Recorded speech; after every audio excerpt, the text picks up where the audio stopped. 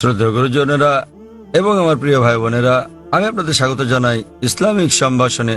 আসসালামু আলাইকুম ওয়া রাহমাতুল্লাহি ওয়া বারাকাতুহু। আল্লাহ সুবহানাহু ওয়া তাআলার দয়া, শান্তি ও রহমত আপনাদের সকলের উপর বর্ষিত হোক। আলহামদুলিল্লাহ, এটা আমার জন্য অত্যন্ত সম্মান এবং আনন্দের ব্যাপার যে চেন্নাইতে অনুষ্ঠানরত এই চতুর্থ শান্তি ইসলাম ধর্মীয় সম্মেলনে আসতে পেরে। আলহামদুলিল্লাহ, এটা আমার জন্য আরো সম্মানের। দ্বিতীয় শেষ দিনের প্রশ্নোত্তর পর্ব পরিচালনা করতে পেরে, যেমনটা বলেছেন ভাই জাকির আহমেদ, যে আমরা অনুরোধ করব যদি কোনো অমুসলিম থেকে থাকেন তাদেরকে আগে প্রশ্ন করার সুযোগ দেওয়া হোক। মানুষ প্রায় অভিযোগ করে থাকেন আমার লেকচারের পরে প্রশ্নোত্তর পর্বের সময় কম থাকে বলে। এ কারণে আয়োজকরা আমরা যেটা করেছিলাম বোম্বেতে এই কয়েক মাস আগে, তারা একটা বিশেষ পর্বের ব্যবস্থা করেছেন শুধুমাত্র প্রশ্নোত্তরের জন্য। তাই আমরা প্রথমে অনুরোধ করবো, এখানে যদি কোনো অমুসলিম থাকেন যারা প্রশ্ন করতে চান তাহলে তারা আগে সুযোগ পাবেন। যদি অমুসলিম কোনো প্রশ্ন করতে চান তারা যে কোনো প্রশ্ন করতে পারেন, ইসলাম ধর্ম নিয়ে বা হিন্দু ধর্ম বা খ্রিস্টান ধর্ম নিয়ে যে কোনো প্রশ্ন। আর যদি ইসলামের কোনো বিষয় সঠিক বলে মনে না হয়, ইসলামের কোনো নিয়মকানুনের সাথে যদি দ্বিমত পোষণ করেন, যদি কোরআনের কোনো বিষয়ের সাথে একমত না হন, সেটাও জিজ্ঞেস করতে পারেন। আমি যুবক মানুষ, আমি নিতে পারবো। অমুসলিমরা তাদের প্রশ্ন শেষ করার পর আমরা মুসলিম ভাইদের প্রশ্ন করতে বলবো, এবং আমি মুসলিম ভাইদের অনুরোধ করব তাদের প্রশ্নগুলো যেন শুধু ইসলাম এবং তুলনামূলক ধর্ম বিষয়ে থাকে। তাই আমি এখন স্বেচ্ছাসেবকদের অনুরোধ করব প্রথমে অমুসলিমদের প্রশ্ন করার সুযোগ করে দিতে। হ্যাঁ ভাই, আপনি বলেন। আমার নাম নবীন, আমি টিসিএস এ কাজ করি। যখনই কোনো মুসলিম ধর্ম উপদেশ দেয় তারা আল্লাহর নাম নিয়ে শুরু করে এবং মুহাম্মদের নামও বলে।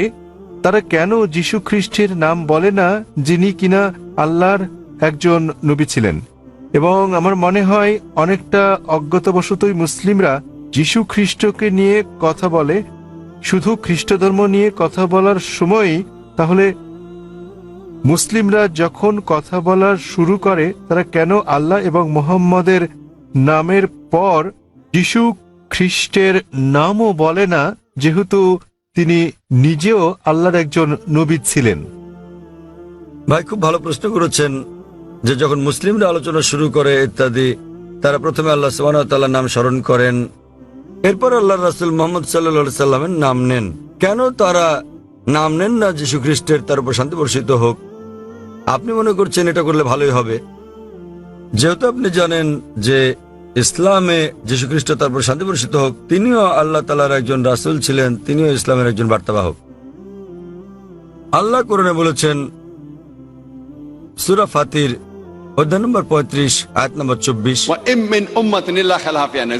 এমন একটিও জাতি বা গোষ্ঠী নেই যাদের প্রতি আমি সতর্ককারী পাঠাইনি। আল্লাহ বলেন সূরা রদ অধ্যায় 13 আয়াত নম্বর 7, এবং প্রত্যেক জাতির প্রতি আমি একজন সতর্ককারী, একজন পথপ্রদর্শক পাঠিয়েছি। নামানুসারে কোরআনে মাত্র 25 জন নবীর কথা উল্লেখ রয়েছে,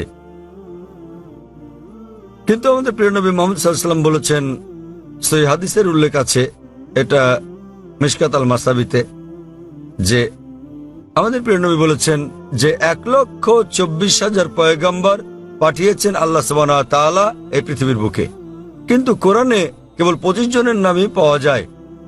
আদম, ইব্রাহিম, মুসা, যিশু, মুহাম্মদ, তাদের সকলের উপর শান্তি বর্ষিত হোক। তো ভাই, আমি যদি আপনার কথা মেনে নেই যে আমাদের নাম উল্লেখ করা উচিত সকল নবী রাসূলদের, তাহলে 1,24,000 নবী রাসূলগণের নাম নিতে না পারলেও অন্তত কোরআনে বর্ণিত 25 জনের সকলেরই নাম নিতে হবে। তাহলে ভেবে দেখেন প্রথম বাক্যটি কত বড় হয়ে যাবে। আপনি যেটা বুঝতে পারছেন না তা হলো, যে সকল নবী রাসূল নবী মুহাম্মদ সাল্লাল্লাহু আলাইহি ওয়াসাল্লামের আগে এসেছিলেন তাদের পাঠানো হয়েছিল শুধু তাদের লোকদের জন্য, শেষ সময়ের জন্য। উদাহরণস্বরূপ কোরআনে আছে যীশু খ্রিস্ট, তার উপর শান্তি বর্ষিত হোক, এটার উল্লেখ আছে সূরা সাফ অধ্যায় নম্বর 61 আয়াত নম্বর 6, যে তাকে পাঠানো হয়েছিল বনী ইসরাইলের জন্য একজন দূত হিসেবে। এটা উল্লেখ আছে সূরা আলে ইমরানেও অধ্যায় নম্বর 3 আয়াত নম্বর 49, যে যীশু খ্রিস্টকে তারপর শান্তি বর্ষিত হোক পাঠানো হয়েছিল একজন দূত হিসেবে বনী ইসরায়েলের সন্তানদের জন্য। সুতরাং মোহাম্মদ সাল্লাল্লাহু আলাইহি ওয়াসাল্লামের আগে যারা এসেছেন সকল নবী রাসূলগণকে পাঠানো হয়েছিল তাদের নিজেদের লোকদের জন্য, সেই সময়ের জন্য। কিন্তু যেহেতু মোহাম্মদ সাল্লাল্লাহু আলাইহি সাল্লাম সর্বশেষ ও চূড়ান্ত নবী ছিলেন, তাকে শুধু আরব বা মুসলিমদের জন্য পাঠানো হয়নি, তাকে পাঠানো হয়েছিল সমগ্র মানব জাতির জন্য।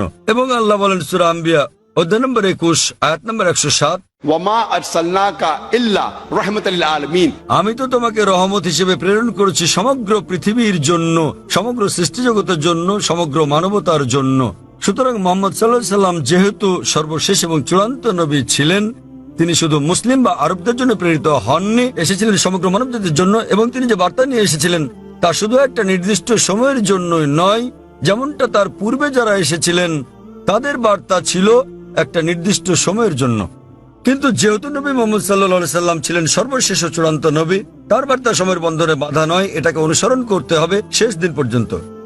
এ কারণে আপনি বর্তমানে যেখানেই থাকুন না কেন, হোক সে ভারত বা যুক্তরাষ্ট্র বা ইংল্যান্ড বা সৌদি আরব, পৃথিবীর যে কোনো প্রান্তে বর্তমানে আমাদের অনুসরণ করতে হবে সর্বশেষ ও চূড়ান্ত নবীকে, এবং তিনি হচ্ছেন নবী মুহাম্মদ সাল্লাল্লাহু আলাইহি সাল্লাম। যদিও ইসলামে সকল নবী রাসূলকেই আমরা সম্মান করি এবং আমরা যীশু খ্রিস্টকেও সম্মান করি, আমরা তাকে ভালোবাসি, তাকে শ্রদ্ধা করি, কিন্তু যীশু খ্রিস্ট তার উপর শান্তি বর্ষিত হোক নিজেই বলেছেন, এটার উল্লেখ আছে গসপেল অফ জন অধ্যায় নম্বর 16 অনুচ্ছেদ নম্বর 12 থেকে 14, আমি তোমাদের অনেক কথা বলতে চাই, কিন্তু এখন তোমরা তা সহ্য করতে পারবে না, কারণ যখন সত্যের আত্মা আসবেন তিনি তোমাদের পথ দেখাবেন। তিনি নিজে থেকে কিছু বলবেন না, যা শুনবেন তাই বলবেন, তিনি আমাকে সম্মানিত করবেন। সুতরাং এখানে যীশু খ্রিস্ট তারপর শান্তি বর্ষিত হোক ভবিষ্যৎবাণী করেছেন সর্বশেষ ও চূড়ান্ত নবী মুহাম্মদ সাল্লাল্লাহু আলাইহি সাল্লামের আগমনের।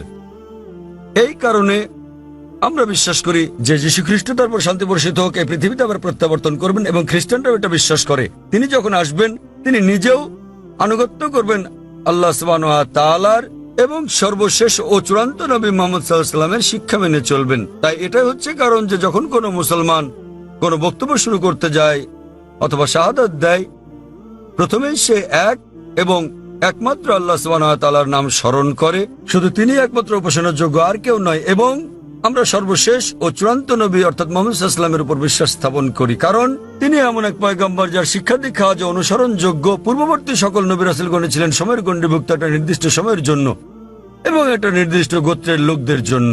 যেহেতু নবী মুহাম্মদ সাল্লাল্লাহু আলাইহি ওয়াসাল্লামকে পাঠানো হয়েছে সমগ্র মানবজাতির জন্য এবং তার বার্তা সময়ের গণ্ডিভুক্ত নয়, এ কারণে আমরা তার নাম উল্লেখ করে থাকি। অন্যথায় ইসলামে আমাদের সকল নবীদেরকে সম্মান করতে হয়। আর আমি যদি আপনার কথা মেনে নেই, যেভাবে আগে বলেছিলাম আমার লেকচার শুরুর সময়, আমাকে বলতে হবে আল্লাহর নাম যিনি সর্বময়, সর্বোচ্চ, ক্ষমাশীল, এবং তার নবীদের নাম আদম এবং নূহ, তারপর সালেহ, ইদ্রিস, ইব্রাহিম, ইসমাইল, ইসহাক, মুসা, ঈসা, এবং তারপর আরো কারো নাম বলে আমি বলতে পারি মুহাম্মদ সাল্লাল্লাহু আলাইহি ওয়াসাল্লাম। আমরা যখনই মুহাম্মদ সাল্লাল্লাহু আলাইহি ওয়াসাল্লামের নাম উল্লেখ করি অন্য সকল নবীরা হয়তো অন্তর্ভুক্ত হন, কেননা এই কিতাব পবিত্র কোরআন যা কিনা নাজিল হয়েছিল নবী মুহাম্মদ সাল্লাল্লাহু আলাইহি ওয়াসাল্লামের উপর, এখানে বলা আছে যে প্রত্যেক মুসলমানের দায়িত্ব আল্লাহ সুবহানাহু ওয়া তাআলার সকল নবী রাসূলগণকে সম্মান করা, এমনকি যদিও তাদের নাম পবিত্র কোরআনে উল্লেখ নাও থাকে। সুতরাং আমরা তাদের ভালোবাসি, তাদের সম্মান করি, কিন্তু আমাদেরকে নাম নিতে হবে সর্বশেষ ও চূড়ান্ত নবীরই, যেহেতু তার বাণী আজও অনুসরণ করা হচ্ছে। আশা করি উত্তরটা পেয়েছেন। এখানে কি কোনো অমুসলিম ভাই আছেন মাঝখানের মাইকে? তামিল? হ্যাঁ, কেউ কি উনার কথা অনুবাদ করে দিতে পারবেন? তিনি তামিল ভাষায় কিছু বলতে চাচ্ছেন। এখানে কোনো অনুবাদক আছেন?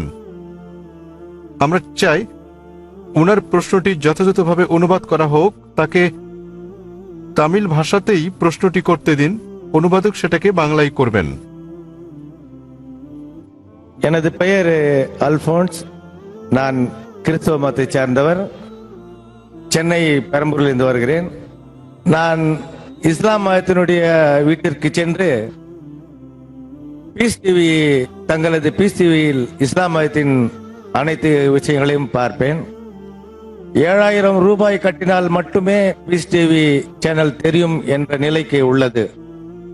ஆதலின் ஏன் இதை கேபிளில் ஒளிபரப்ப தங்கள் மதத்தை ஒளிபரப்பக்கூடாது என்று நினைக்கின்றேன்.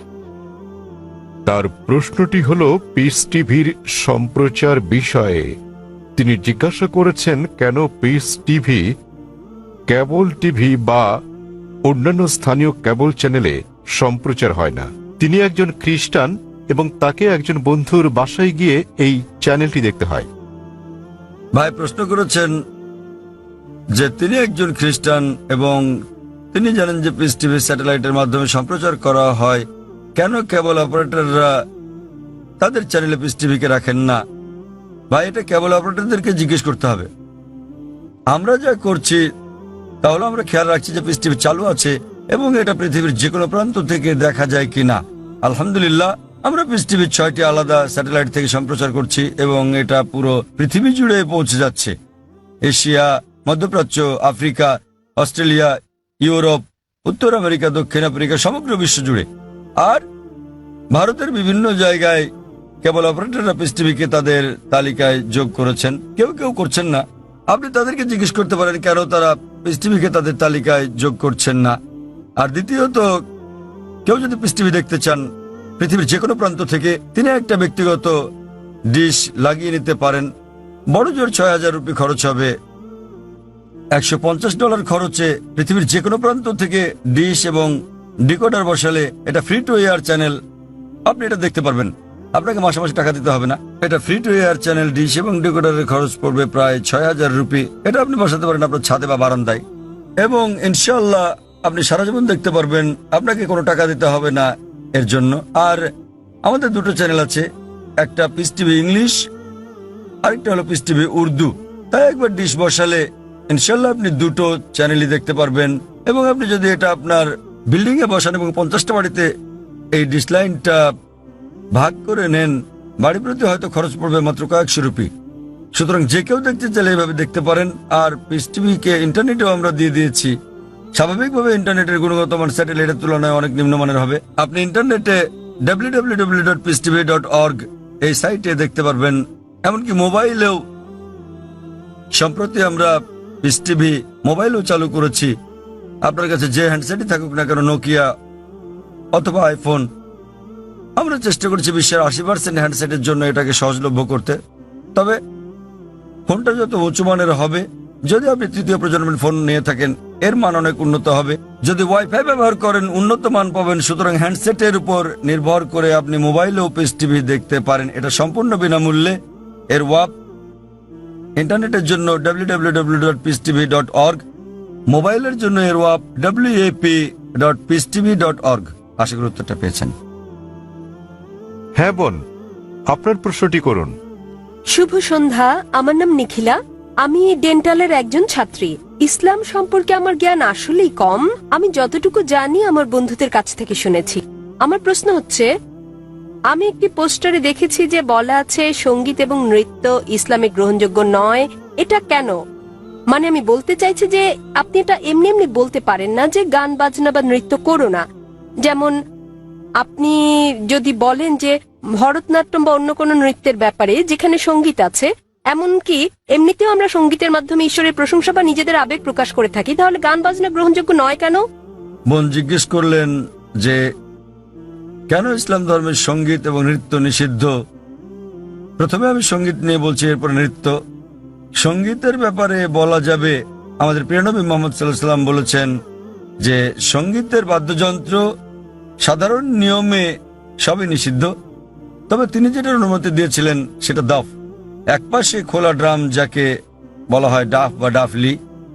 বাকি সবগুলোই নবী নিষিদ্ধ করেছেন। কারণ আপনি যদি ভেবে দেখেন, এটা আপনাকে দূরে নিয়ে যায় আল্লাহ সুবহানাহু ওয়া তাআলার জিকির থেকে, সর্বশক্তিমানকে স্মরণ করা থেকে। এ কারণে যখন আমরা এরকম গান শুনি, যেমন ধরেন সিনেমার গান হোক, সেটা হিন্দি, মালায়ালাম, তামিল বা অন্য কিছু, আপনি দেখবেন যে এই হিন্দি সিনেমার গানগুলোর বেশিরভাগ কথাই একেবারে বাস্তবতা বহির্ভূত। আপনি জানেন যে নায়ক নায়িকাকে বলছে, मैं तुम्हारे लिए चांद तोड़ के लेके आऊंगा, मैं तुम्हारे लिए सितारे तोड़ के लेके आऊंगा। আমি তোমার জন্য চাঁদ নিয়ে আসবো, আমি তোমার জন্য তারা নিয়ে আসবো। আমরা জানি এটা সম্ভব না, কোনো মানুষ তার প্রেমিকার জন্য চাঁদ তারা নিয়ে আসতে পারে না। তবুও আমরা বলে থাকি পরিস্থিতি বা আবেগ ইত্যাদির কারণে। তো এই কারণে সাধারণ অনুশাসন হচ্ছে যে সঙ্গীত একজন মানুষকে আল্লাহ সুবহানাহু ওয়া তাআলার কাছ থেকে দূরে নিয়ে যায়। এ কারণে আমাদের প্রিয় নবী বাদ্যযন্ত্রকে নিষিদ্ধ করেছেন দাফ ছাড়া, অথবা সাধারণভাবে কণ্ঠস্বর। উদাহরণস্বরূপ যদি কেউ কোরআন আবৃত্তি করে কোরআন আবৃত্তি করে, তার কণ্ঠ সুন্দর, সেটা ঠিক আছে, কারণ এটা একজন মানুষকে আল্লাহ সুবহানাহু ওয়া তাআলার দিকে নিয়ে আসে। নেপথ্য বাদ্যযন্ত্রের আওয়াজ থাকলে যদি এটা একটা বিশেষ আবেগের সৃষ্টি করে, তাহলে গান গাওয়ার ক্ষেত্রে এটা হচ্ছে মুবাহ, ঐচ্ছিক, যতক্ষণ পর্যন্ত গানের কথাগুলো নিয়ে যাচ্ছে আল্লাহ সুবহানাহু ওয়া তাআলার দিকে। যদি গানের কথাগুলো আপনাকে আল্লাহর কাছ থেকে দূরে সরিয়ে নিয়ে যায়, তাহলে সে ধরনের গানও নিষিদ্ধ। এবার আসি দ্বিতীয় ভাগে, নৃত্য করা কেন নিষিদ্ধ। কোরআনে এমন কোনো আয়াত নেই, অথবা আমার জানার মতো কোনো হাদিস নেই যেখানে বলা আছে যে নৃত্য করা হচ্ছে হারাম। কিন্তু সাধারণভাবে যেহেতু মানুষ নাচে অন্য মানুষদের দেখানোর জন্য, আপনারা জানেন যে মঞ্চে নৃত্য পরিবেশন করা হয়, যেমন ভরতনাট্যম। আপনি মঞ্চে ভরতনাট্যম করছেন আর হাজার হাজার লোক আপনাকে দেখছে। সাধারণভাবে যদি হিজাবের দিক থেকে বলি, আমরা চাইবো না যে উন্মুক্ত হোক আমাদের মহিলারা, আমাদের মায়েরা, আমাদের বোনেরা, আমাদের কন্যারা মঞ্চে উঠুক আর হাজার হাজার লোক তাদের দেখুক। তো যে কোনো পেশা যেখানে শরীরকে প্রদর্শন করা হয়ে থাকে মানুষকে বিনোদন দেবার জন্য, সেটা নিষিদ্ধ। এই কারণেই মানুষজনের সামনে নাচা অথবা নাচ করা কোনো পার্টিতে যেখানে বিপরীত লিঙ্গের মানুষেরা থাকে, বেশিরভাগ ক্ষেত্রে নাচের নিয়মগুলো এগুলো ইসলামী শরিয়ার বিরুদ্ধে যায়। যখন আপনি নাচেন বেশিরভাগই জোড়া বেঁধে, ছেলে এবং মেয়ে, আর তাদের মধ্যে বেশিরভাগই গার্লফ্রেন্ড বয়ফ্রেন্ড, এবং তারা অন্য মানুষদের সামনে নাচে। সুতরাং যেহেতু এটা ইসলামী হিজাবের নিয়মের পরিপন্থী, এ কারণেই বলা হয় এটা নিষিদ্ধ, কারণ এটা হিজাবের নিয়মের বিপরীত। তাই বুঝতে হবে যে যখন নাচ করছেন, আপনি মানুষজনের সামনে নাচ করছেন, পার্টিতে যাচ্ছেন, আবার ঘুরে বেড়াচ্ছেন, আর না হলে শুধু স্বামী স্ত্রী মিলে যেভাবে খুশি সময় কাটাতে পারেন, যতক্ষণ এটা শরিয়ার বিরুদ্ধে না যাচ্ছে। বদ্ধ ঘরের ভেতরে স্বামী স্ত্রী মিলে যা খুশি করতে পারেন, যদি এটা কোরআন ও হাদিসের নিয়ম কানুনের বাইরে না যায়, কোনো সমস্যা নেই। কিন্তু যেহেতু বেশিরভাগ সময় নাচ শরীরকে প্রদর্শন করে থাকে, এতে গান থাকে, নাচ থাকে, আপনি মঞ্চে উঠছেন আর লোকেরা আপনাকে দেখছে, তাই এটা শরিয়ার হিজাবের নিয়মের বিরুদ্ধে। এ বিষয়ে আমার ভিডিও ক্যাসেট দেখেন, ইসলামে নারীর অধিকার আধুনিক না সেকেলে, সেখানে বিস্তারিত আছে কেন আমরা মুসলিমরা নারীদের নিরাপত্তা দেই, ভালোবাসি, তাদেরকে কি চোখে দেখি। যেহেতু আমরা নারীদের ভালোবাসি, আমরা তাদের নিরাপত্তা দেই এবং আমরা তাদের প্রদর্শন করতে চাই না। এই কারণেই যে সমস্ত পেশায় প্রকাশ্যে গান গাওয়া বা নাচ করা অথবা মডেলিং এর ব্যাপার আছে, সেগুলো নারীর জন্য নিষিদ্ধ। আশা করি উত্তরটা পেয়েছেন। যদি কোনো অমুসলিম থাকেন, জাকির ভাই যেটা বলেছেন, যদি কোনো অমুসলিম কোনো প্রশ্ন করতে চান, নির্দ্বিধায় করতে পারেন।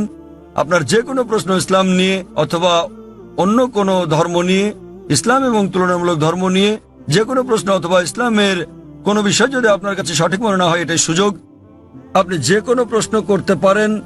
জনমানুষের সামনে এভাবে খোলামেলা প্রশ্ন করার সুযোগ সত্যি দুর্লভ। একজন অমুসলিম ভাই আছেন, আপনি কি অমুসলিম? হ্যাঁ ভাই, আপনার প্রশ্ন করুন। হ্যাঁ, আসসালামু আলাইকুম ভাই জাকির, এবং শুভ সন্ধ্যা আমার ইসলামী ভাইদের এবং অন্য ধর্মের ভাইদেরও। আমার নাম রামজি জয়রা আমান। আমি আমেরিকার একজন টেকনোলজিস্ট, সেখানে প্রায় ৩৫ বছর ধরে বাস করছি। আর গত ৩ বছর ধরে আমি আধ্যাত্মিকতা চর্চা করছি আমার জীবিতকালেই একটা আত্মিক মুক্তির উদ্দেশ্যে। আমি কোরআন শরীফ পড়েছি। আমার একজন বন্ধু আছে, বলতে পারেন আজীবনের বন্ধু। গত ৪৫ বছর ধরে সে একজন খাঁটি মুসলমান। আমার প্রশ্ন হচ্ছে, প্রথমে আমাকে একটি কথা বলতে দিন, তারপর আমি আমার প্রশ্নটি করব। আমরা যখন কিছু বুঝতে চাই, হোক সেটি ধর্ম নিরপেক্ষ অথবা ধর্মীয়, আমরা বই পড়ে সেটি জানি, কিন্তু যখন আমরা বইটি পড়ি আমরা সেটা বুঝেই পড়ি। তাই যদি হয়, তাহলে কেন প্রায় 1 ঘন্টা ধরে আপনার ছেলে বক্তৃতা করেছিল কোরআন বুঝে পড়ার বিষয়ে, বিশেষত সৌদি আরবের ভাষা আরবি ভাষার বিষয়ে?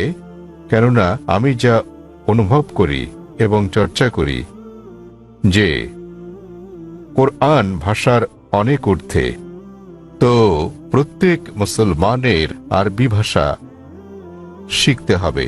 বিষয়টা আমার কাছে কিছুটা জোর জবরদস্তিমূলক মনে হয়েছে। কোরআন কি তাই বলে? ভাই একটা ভালো প্রশ্ন করেছেন।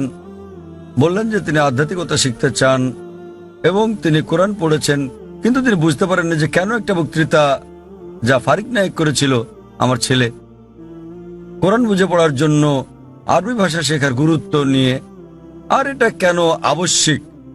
আপনি যদি আমার ছেলের পুরো আলোচনাটা শুনে থাকেন, সে কখনো এটা বলেনি যে প্রত্যেক মুসলমানের জন্য আরবি শেখা আবশ্যিক। সে কখনোই বলেনি। আরবি জানাটা বেহেশতে যাওয়ার জন্য পূর্ব শর্ত নয়, কারণ আমি নিজেও আরবি জানি না। আমি নিজেও আরবি একটা ভাষা হিসেবে শিখিনি, এদিক সেদিকে একটু একটু বুঝতে পারি। আমি আরবি ভাষা জানি না, কিন্তু আমার ছেলে জানে, মাশাআল্লাহ। সে আমার চেয়ে ভালো জানে। সে কোরআন সরাসরি অনুবাদ করতে পারে, আমি পারি না। কিন্তু তার আলোচনায় যদি আপনি শুনে থাকেন, সে বলেছিল যে যদি আপনি আরবি না জানেন কমপক্ষে অনুবাদটা পড়েন। তো তার বক্তব্য ছিল কোরআন বুঝে পড়া উচিত, আর প্রশ্ন ছিল আল কোরআন কি বুঝে পড়া উচিত, হ্যাঁ অথবা না। আর উত্তর ছিল হ্যাঁ, সে আবশ্যক। সে বলেছিল আপনার কমপক্ষে অর্থ বুঝে পড়া উচিত কোরআন, আর কোরআন বুঝে পড়ার সবচেয়ে ভালো উপায় হচ্ছে আরবিকে ভাষা হিসেবে শেখা। আপনি যখনই কোনো বই অনুবাদ করেন, কোনো সাধারণ বই অনুবাদ করতে গেলে অনুবাদটা কখনো 100% সঠিক হবে না। এটা হতে পারে 80%, 90%, 99%। ভাষাটা যত বেশি কঠিন হবে, যত বেশি বিশুদ্ধ হবে, অনুবাদ তত বেশি কঠিন হবে। কোরআন হচ্ছে পৃথিবীর সবচেয়ে অনুবাদ অযোগ্য বই।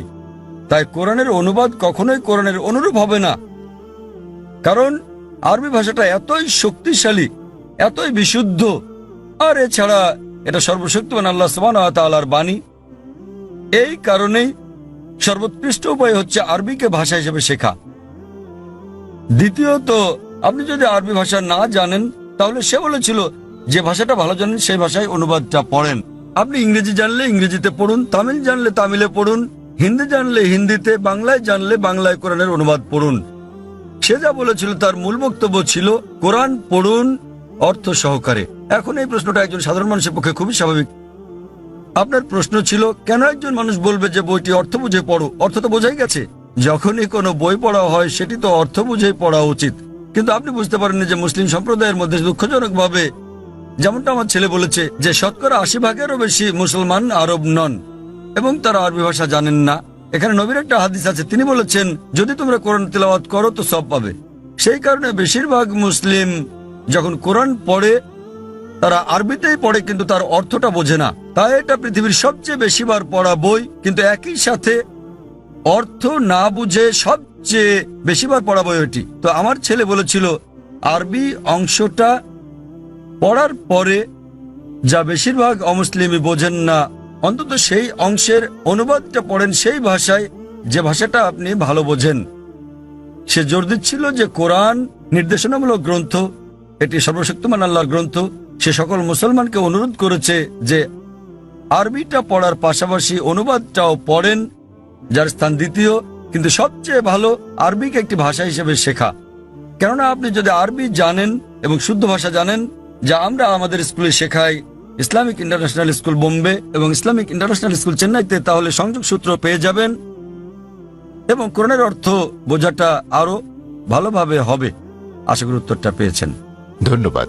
সেখানে কি কোনো অমুসলিম ভাই আছেন? হ্যাঁ হ্যাঁ ভাই, আপনার প্রশ্নটি করুন।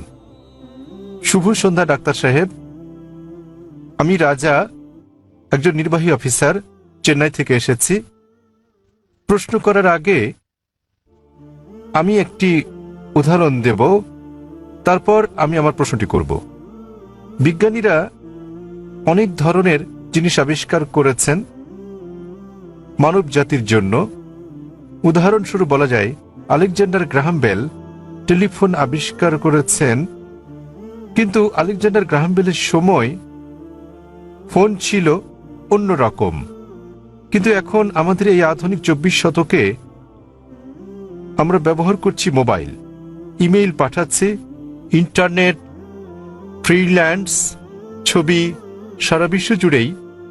আমি যা বলতে চাইছি, মানুষ যাই সৃষ্টি করেছে তার কিছু অংশের পরিবর্তন হতে পারে, কিন্তু একটা ব্যাপার আমি বুঝি তা হলো, যদিও আমি একজন আধ্যাত্মিক মানুষ, তো এই সাপ্তাহিক চক্র অর্থাৎ সপ্তাহের 7 দিন এটা সারা বিশ্বেই একই নিয়মে পালন করা হয়।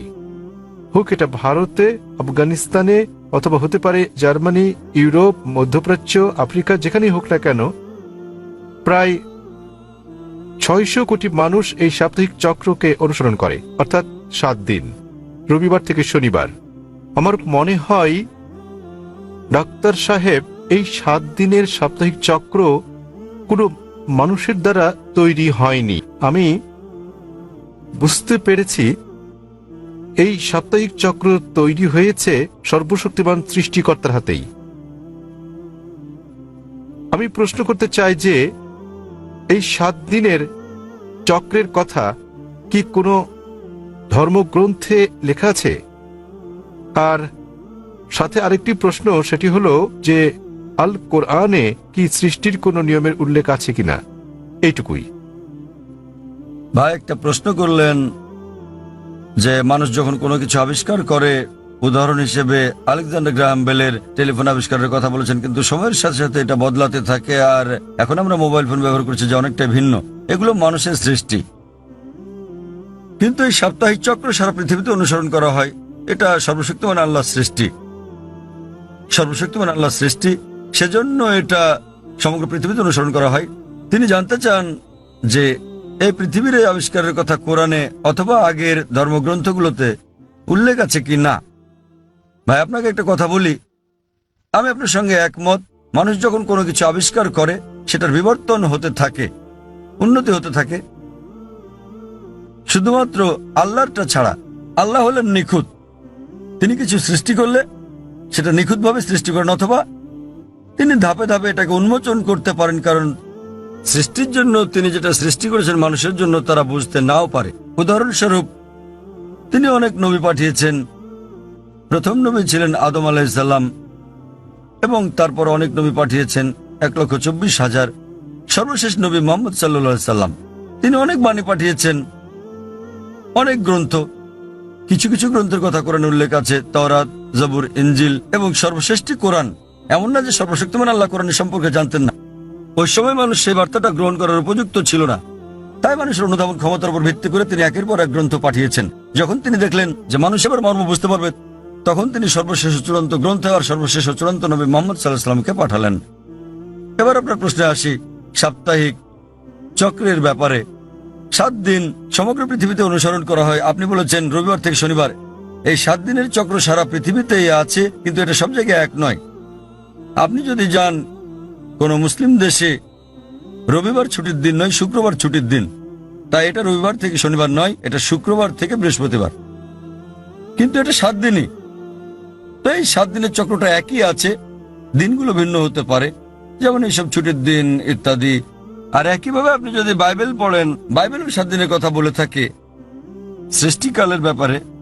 এমনকি ইহুদি ধর্মগ্রন্থ এই কথা বলা আছে, পবিত্র কোরআনে ওই কথা আছে, হাদিসে কথা বলে থাকে। কোরআনে বলা আছে অনেক জায়গায় যে সর্বশক্তিমান আল্লাহ পৃথিবী তৈরি করেছেন 6 দিনে, 6টি পর্যায়ে। এ ব্যাপারে পবিত্র কোরআন এবং অন্যান্য ধর্মগ্রন্থ প্রায় একই কথা বলা আছে, কিন্তু ভালোভাবে দেখলে অনেক পার্থক্য আছে। কোরআন যেভাবে বলেছে তা অনেক বেশি বিজ্ঞানসম্মত, অন্যান্য ধর্মগ্রন্থের কথা অতটা বিজ্ঞানসম্মত নাও হতে পারে। উদাহরণস্বরূপ বাইবেলে ব্রহ্মাণ্ডের সৃষ্টি বিষয়ে বলা আছে, সেখানে বলা আছে সর্বশক্তিমান ঈশ্বর 6 দিনে পৃথিবী তৈরি করলেন এবং 7ম দিনে বিশ্রাম নিলেন। এর মানে ঈশ্বরেরও বিশ্রামের প্রয়োজন হয়। কোরআনও বলে যে সর্বশক্তিমান আল্লাহ 6 দিনে পৃথিবী তৈরি করলেন, কিন্তু এটা বলেন যে 7ম দিনে বিশ্রাম নিয়েছেন। কেন? কারণ পবিত্র কোরআনে আছে সূরা বাকারা অধ্যায় নম্বর 2 আয়াত নম্বর 255, এটা আয়াতুল কুরসি। আল্লাহু লা ইলাহা হাইয়ুল কাইয়ুম লা তাখুযু সিনাতুন ওয়া লা নাওম লাহু মা ফিস সামাওয়াতি ওয়া মা ফিল আরদ।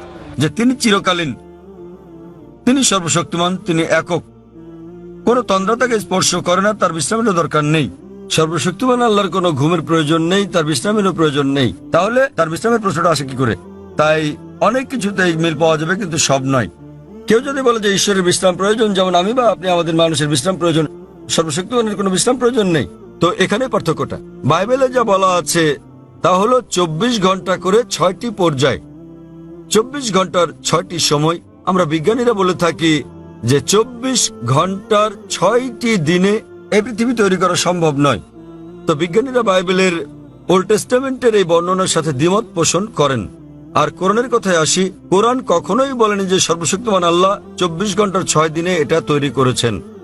আরবি শব্দ ইয়াম, বহুবচনে আয়াম, যা কোরআনে উল্লেখ আছে, এর দুটো মানে আছে। ইয়মের একটা মানে হলো সাধারণ 24 ঘন্টার একদিন বলতে যা আমরা বুঝি, আরেকটা মানে হচ্ছে পর্যায়। এটা যে কোনো দৈর্ঘ্যের হতে পারে, যেমন একটা যুগ। আর বিজ্ঞানীদের এটা মেনে নিতে কোনো সমস্যা নেই যে ব্রহ্মাণ্ড 6টি যুগে তৈরি হয়েছে, 6টি দীর্ঘ সময়ে, হতে পারে লক্ষ লক্ষ বছর ধরে, তাতে কোনো অসুবিধা নেই। এখানে পার্থক্যটা জগতের সৃষ্টির রহস্যের ব্যাপারে কোরআনে শত শত আয়াত আছে এই জগতের সৃষ্টি রহস্য নিয়ে। আমি এটার উপর একটা লেকচার দিতে পারি, কিন্তু এখানে সময় নেই। আমি শুধু কয়েকটা উদাহরণ দেব। কোরআন পৃথিবীর সৃষ্টি রহস্য নিয়ে কি বলে তাই নিয়ে সেখানে অনেক কথাই বলা আছে, কিন্তু কোরআনে যা বলা আছে এর অধিকাংশই কোরআন নাজিলের সময় আমরা জানতাম না। কোরআন যখন 1400 বছর আগে নাজিল হয়েছিল, এসব কথা অজানা ছিল। উদাহরণস্বরূপ, আজ একজন বিজ্ঞানীকে জিজ্ঞেস করলে তিনি উত্তর দেবেন। আমরা যদি বলি যে কিভাবে পৃথিবীর সৃষ্টি হলো, তাহলে তিনি বলবেন যে প্রথমে এখানে ছিল একটি নীহারিকা, তারপর একটা গৌণ বিচ্ছেদ ঘটল, বিগ ব্যাং, যা থেকে জন্ম নিল ছায়াপথ, তারকামণ্ডলী, গ্রহসমূহ, সূর্য, এমনকি পৃথিবী যেখানে আমরা বাস করি। এটা কয়েকজন বিজ্ঞানী আবিষ্কার করেছিলেন প্রায় 35-40 বছর আগে। আর এটাকে বলা হয়ে থাকে বিগ ব্যাং, যেটা 40 বছর আগে আবিষ্কৃত হয়েছে। আর যেটাকে আজকে বিজ্ঞানীরা বলছেন বিগ ব্যাং, এটা কোরআনে বলা হয়েছে 1400 বছর আগে।